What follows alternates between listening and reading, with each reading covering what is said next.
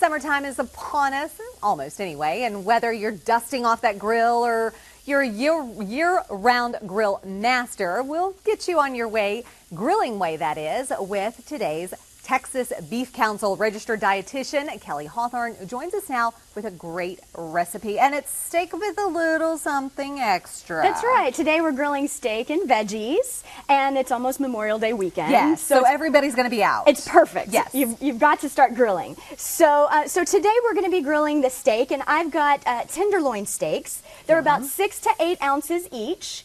And I just seasoned them with a little bit of garlic and salt and pepper. You could also use sirloin or ribeye. Any of those steaks are going to be nice, lean cuts of beef. So we start with that. Now, since it's a little bit thick, is this going to take longer to cook? It will. And so it usually should take, if it's about an inch thick, about 10 to 14 minutes. Okay. You'll flip it halfway through. Okay. And then if it's a little bit thicker, then you just have to make adjust it the time. Right. Okay. And that's over medium heat. And then sometimes beef is judged by the company it keeps. Yes. So we're not doing loaded baked potatoes and fried onion rings today, although those are yummy. Yes, they are. But they're not for every day. So every day we should try to have at least half of our plate as vegetables. Right. So today we've got some grilled corn. Which is so good right now. We were just really talking yummy. about that. And we've also got some asparagus and squash and zucchini going. And so the corn you should put on a little bit before the steaks, but everything else also cooks in about 10 to 15 minutes, so it can all come off the grill at the same time. Now, I'm noticing that you've got the corn still halfway in the shock. I do. I like to cook them a little bit in the husk like this. You can get a nice little char on that as well. And they're really easy to take off. I think it's just kind of fun. It cooks through the husk just fine. So you don't have to worry about that. And then with that, we're going to have a farro and kale salad. Farro is a grain that's right here. It's a good alternative to pasta or rice. More of a whole wheat type? Yes, it's a whole grain, and if you've heard of quinoa or something like that, it's similar to that.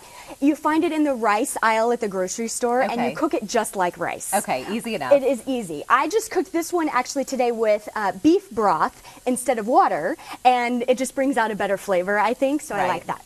For the kale, I'm going to tell you how to make kale too. Okay.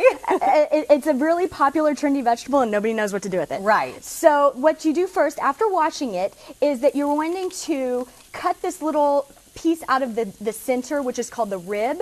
It's just a little bit too tough to eat. Okay. After that, then just roll the leaves up together, and it doesn't have to be perfect, and then you'll just slice it into little ribbons like this. So it's not like lettuce, it's not going to bruise when you cut it? No, it'll be fine. Okay. What we do want to do, we want to kind of give it a little bit of a massage. So kale can be a little bit tough and bitter. And so by actually giving it a pretty good massage like this for a good 4 to 5 minutes, it keeps it raw and has that freshness flavor, but still breaks down some of the compounds that make it bitter. Okay.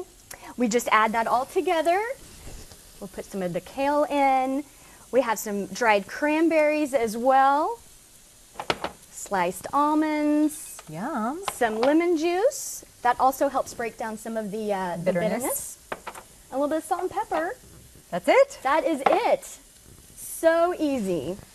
So you've got your salad, you've got your squash, zucchini, asparagus, corn, and your beef. And of course the beef. So I've had the beef resting now.